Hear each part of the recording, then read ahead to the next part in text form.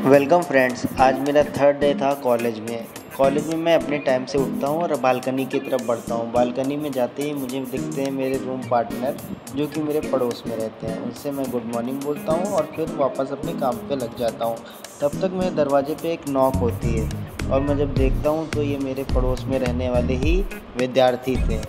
पता चलता है कि इनके वॉशरूम में पानी नहीं आ रहा होता है और ये जा कर के काफ़ी लोगों से पूछते हैं और सेम प्रॉब्लम सब में पाई जाती है।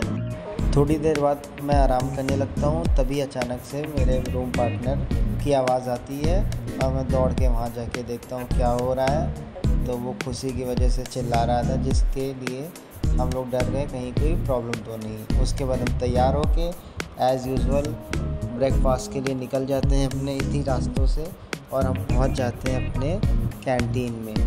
कैंटीन में पहुंचने के बाद हमें दूर से ही दिखाई देती हैं एक दीदी जो कि झाड़ू लगा रही थी और उसके बाद हम अपनी प्रॉपर सिग्नेचर बनाते हैं, नाम लिखते हैं। देन हम आज देखते हैं, आज एक हेल्दी नाश्ता था जो कि था चना और मूंग की दाल और इडली। वैसे तो मुझे इडली पसंद नहीं है, लेकिन मैंने एक इडली ट्राई करी तो वो ठीक ठाक ही थी और चाय भी अच्छी ही थी आज की। हम वापस से अपने हॉस्टल की तरफ बढ़ते हैं। देन हमें पता चलता है कि आज हमारा पहला विज़िट था जो कि लखनऊ में फॉरेंसिक साइंस के लैब है वहाँ पे, जिससे कि हमें फॉरेंसिक साइंस के करीब पहुँचाया जा सके और उसके बारे में कुछ जानकारी मिल सके।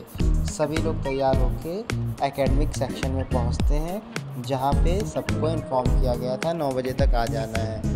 अब यहाँ पे भी सेम प्रोसीजर, सबकी अटेंडेंस होती है, सबका क्लास लिखा जाता है और हम लोग बैठ के इंतज़ार करते हैं। कुछ समय के बाद धीरे धीरे सारे बच्चे आते हैं और सभी की अटेंडेंस पूरी होने के बाद हमसे कहा जाता है बस में बैठने के लिए। हम सब बस की तरफ बढ़ जाते हैं और आज आपको बता सकता हूँ मैं कि आज हम लोग काफ़ी एक्साइटेड थे क्योंकि हमारा फर्स्ट विज़िट था लखनऊ में आफ्टर एडमिशन, जिससे कि सभी बच्चे बहुत ही ज़्यादा खुश थे। और सबसे अच्छी बात ये थी कि हमें खुद कॉलेज के कन्वेंस से ले जाया जा रहा था।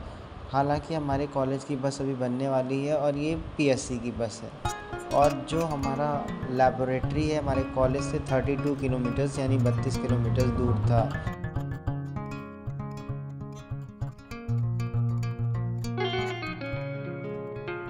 फिर पता चलता है कि थोड़े ट्रैफिक जाम की वजह से हमें थोड़ा दूसरा रूट पकड़ना पड़ता है और एट लास्ट हम पहुंच जाते हैं अपने डेस्टिनेशन पॉइंट पे। इसमें 2 दरवाजे होते हैं दोनों साइड से, आधे लोग इस साइड आधे लोग इस साइड से उतर लेते हैं। कुछ समय के बाद हम देखते हैं सामने ही हमारा गेट था जहाँ हमें एंटर होना था और इस गेट पे काफ़ी सिक्योरिटी थी क्योंकि ये स्टेट फॉरेंसिक साइंस की लैबोरेटरी है, तो यहाँ पे काफ़ी पुलिस वाले रहते हैं। सभी बच्चे धीरे धीरे अंदर की ओर बढ़ते हैं और फिर हमें पता चलता है यहाँ हमें अलग अलग डिपार्टमेंट में विज़िट करना है। अप्रॉक्सीमेटली 5 या 6 डिपार्टमेंट्स हैं यहाँ पे, जहाँ पे कुछ सेलेक्टेड ज़िलों से ही सैंपल्स आते हैं। फिर हमें एक रूम में बैठा के सारे इंस्ट्रक्शन देते हैं सर, जो कि पुलिस डिपार्टमेंट में ही रहते हैं। और फिर हम पहुँच जाते हैं अपने पहले लैबोरेटरी डिपार्टमेंट में जो कि साइबर सिक्योरिटी में हमें ये बताया जाता है कैसे कोई फ़ोन,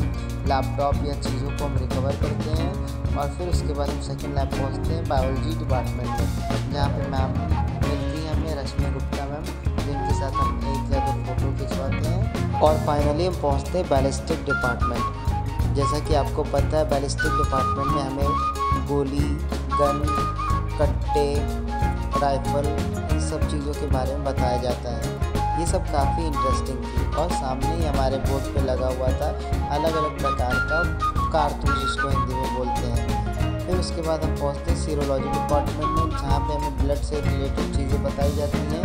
एंड लास्ट में हम पहुँचते हैं फिज़िक्स डिपार्टमेंट में। फिज़िक्स डिपार्टमेंट में हमें बताया जाता है कि कौन सी चीज़ें कैसे होती हैं आफ्टर सुसाइडल केस या फिर कोई सर्जरी हो रही है। और लास्ट डिपार्टमेंट हमारा था डीएनए डिपार्टमेंट। उसके बाद हम पहुंच जाते हैं उसी रूम में जहां से हमने स्टार्ट किया था और वहां पे सबको ट्रॉपिकाना का 200 ml का फ्रूट जूस दिया जाता है, जिससे सबकी एनर्जी आती है और हम वापस से बस में बैठ के हॉस्टल पहुँच जाते हैं। हॉस्टल आते आते हमें 8 घंटे का टाइम हो जाता है और फिर से लंच टाइम होने की वजह से सभी ने सिग्नेचर किया और लंच की तरफ बढ़ जाते हैं। आज के लंच में रायता, दाल चावल और सैलड था।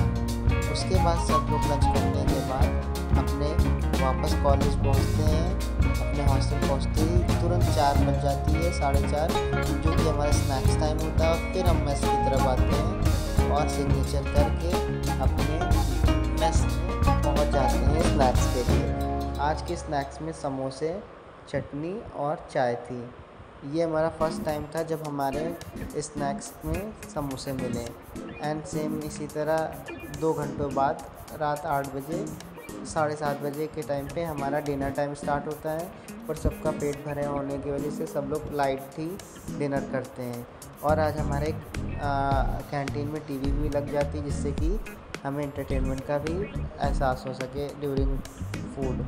और कल 15 अगस्त है, इसीलिए हमारा कॉलेज पूरी तरह सज चुका है। कॉलेज से लौटने के बाद हम वापस से अपने रूम में आ जाते हैं, जहाँ पे आज हमारे विंडो में जो सिटकनी होती है वो लगनी थी और हमारे दरवाजे में भी सिटकनी लगनी थी। तो आज सबके रूम में सिटकनी लगाई जा रही थी और भैया आते हैं सिटकनी लगाते हैं।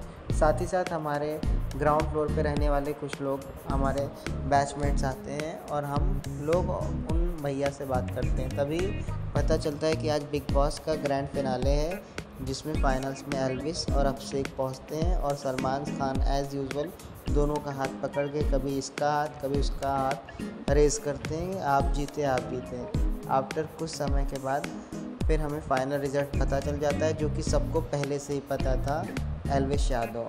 लेकिन हमें सस्पेंस था कि कहीं अभिषेक ना जीत जाए। लेकिन कुछ समय के बाद एल्विस का ही नाम सबके सामने आता है और सबकी खुशी का ठिकाना नहीं रहता, क्योंकि एल्विस के सपोर्टर्स इस सर्कल में ज़्यादा ही थे। आपको क्या लगता है, एल्विस जीता है वो सही है या फिर अभिषेक को जीतना चाहिए था? खैर जो भी जीते, बिग बॉस तो हर साल ही आना है।